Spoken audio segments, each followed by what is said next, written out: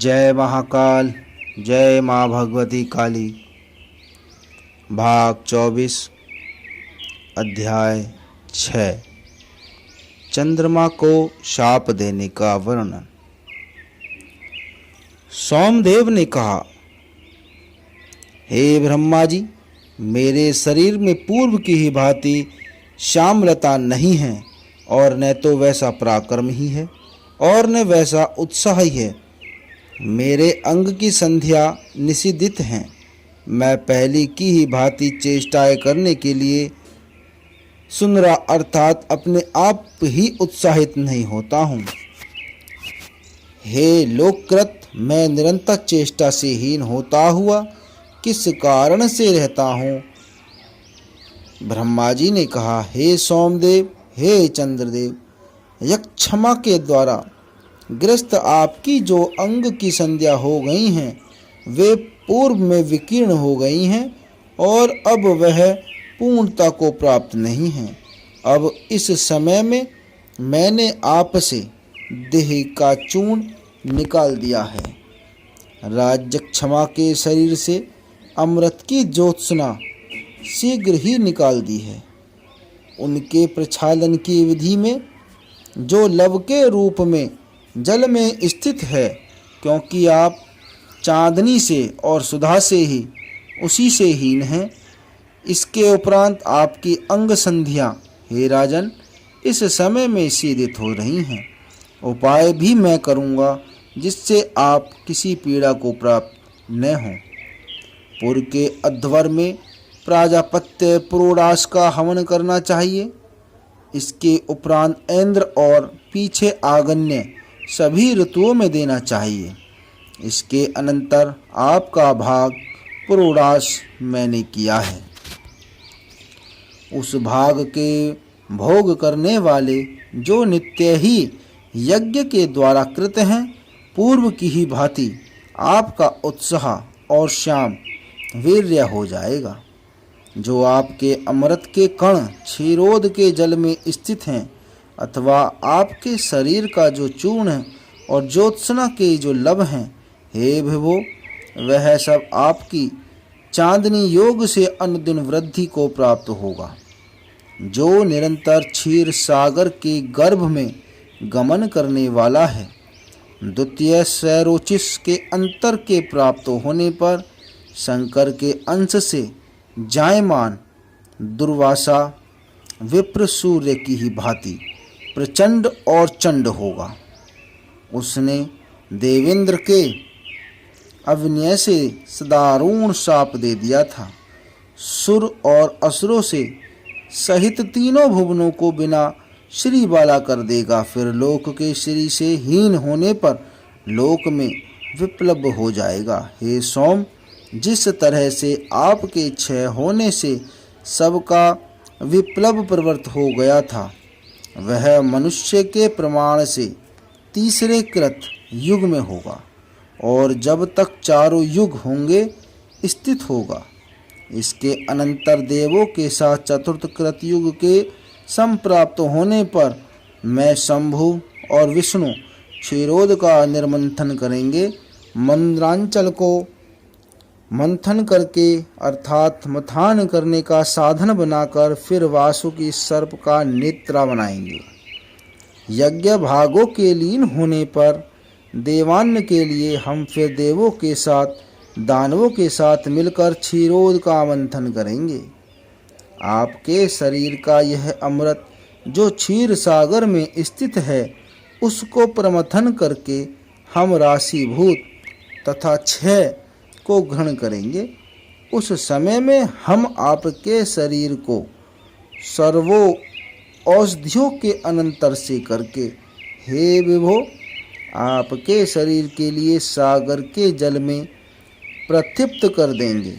सागर का निर्मंथन करके और पीछे जब अमृत का समुद्रण करेंगे तो उस समय आपका वपु पूर्व की ही भांति संभूत होगा। ओज और वीर्य से अद्भुत कांत, अक्षय और सुधात्मक अर्थात सुधा से परिपूर्ण हर अंग की संधियों वाला आपका शरीर परम सुंदर हो जाएगा। मार्कंडेय मुनि जी ने कहा, लोकों के पितामह ब्रह्मा जी ने इस प्रकार से चंद्रदेव से कहकर चंद्र के क्षय के लिए और आधे मास तक वृद्धि के लिए यत्नों वाले हुए थे। जैसा प्रजापति दक्ष ने कहा था कि चंद्रमा आधे मास तक क्षय और वृद्धि को प्राप्त हो, उस मासार्ध में विधाता ने यत्न किया था। फिर सुरों में ज्येष्ठ ने चंद्रमा को 16 प्रकार से विभक्त किया था और ऐसा विभाग करके समस्त देवों से वे यह उत्तम वचन बोले थे। चंद्रमा की 16 कलाएं हैं, उनमें एक भगवान शंभु के मस्तक में आज की अवधि पर्यंत स्थित रहे और पराक्षय के बिना ही क्षय को प्राप्त हो।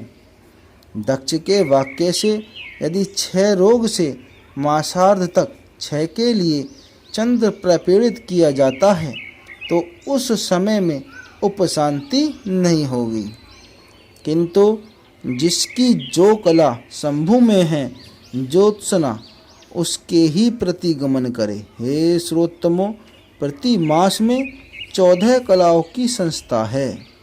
आप लोग प्रतिपदा तिथि से आरंभ करके चतुर्दशी पर्यंत चतुर्दश की संस्थाओं से भी तथ्यों का पालन करें। तेजो के लोग चतुर्दशी तिथि में क्रम से सूर्य के बिंब में प्रवेश करें। इस प्रकार से कृष्ण पक्ष में चंद्र का क्षय होता है। शेष कला हरित पत्र में पलायित दर्श में जाएं। उस तिथि में निशापति के प्रथम भाग में स्थित रहें। द्वितीय दर्श भाग में रोहिणी के मंदिर में गमन करें। तीसरे भाग में तो सरस्वती में स्नान करके चंद्र समूह स्थित होता है। विवाह वस्तु के चतुर्थ तिथि भाग में वह बल से संपूर्ण होता है। बिंब में स्थित घोटक के सहित यह चंद्रमा मंडल में जाए। जितने समय पर्यंत प्रथमा कला क्षय को प्राप्त होवे, इसी प्रकार से कृष्ण पक्ष में तब तक वह प्रतिपदा होती है। द्वितीयादि में कृष्ण पक्ष में उसी प्रकार की वृद्धि तथा ह्रास होता है। तिथियों की वृद्धि का हेतु शुक्ल और कृष्ण में उसी भांति होता है।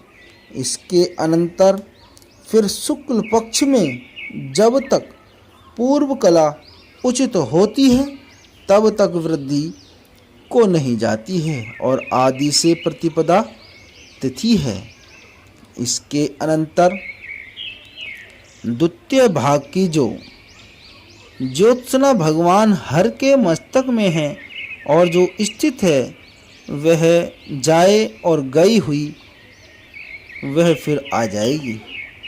आपके द्वारा दिन दिन में अमृत पीने के योग्य होता है। हे श्रोतमो, वह पूर्ण अंत वाला द्वितीय आदि तिथियों से सदा ही चंद्र स्वयं ही उत्पन्न होगा, क्योंकि वहाँ पर ज्योत्सना का योग होता है।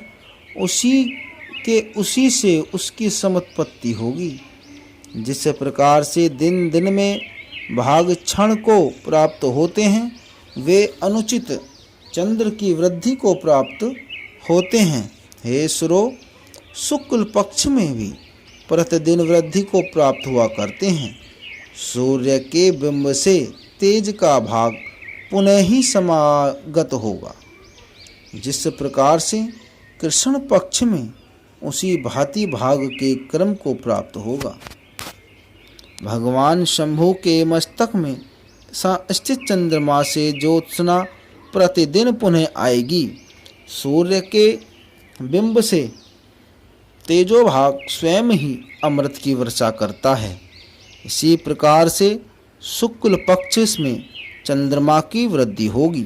दोनों पक्षों में जो शुक्ल तत्व और कृष्ण तत्व के नाम है, वे चंद्रमा के क्षय और वृद्धि से ही हुआ करते हैं। जब चंद्र वृद्धि को प्राप्त होता है तो उसे कृष्ण पक्ष पुकारा जाया करता है। जितने काल के द्वारा जो भाग क्षय और वृद्धि को प्राप्त होगा, उतनी ही काल को अभिव्याप्त करके वह तिथि फिर स्थित रहेगी।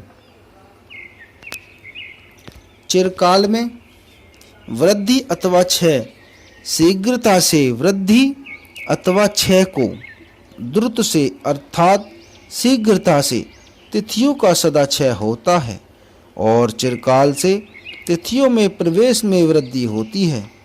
हव्य और कव्य चंद्रदेव के बिना संभव नहीं होगा। इस कारण से उसकी वृद्धि के लिए हे देवताओं, आप लोग चंद्रदेव की रक्षा करें। 100 अनुमास से कला शेष चंद्रदेव का आस्वादन करना चाहिए। अमावस्या के अपराध काल में तो वह पितृगणों के साथ रोहिणी के मंदिर में रहते हैं। उसके ही आस्वादन से प्रतिदिन कला की वृद्धि हुआ करती है। उस कव्य से पितृगण भी परमामृप्ति को प्राप्त होंगे।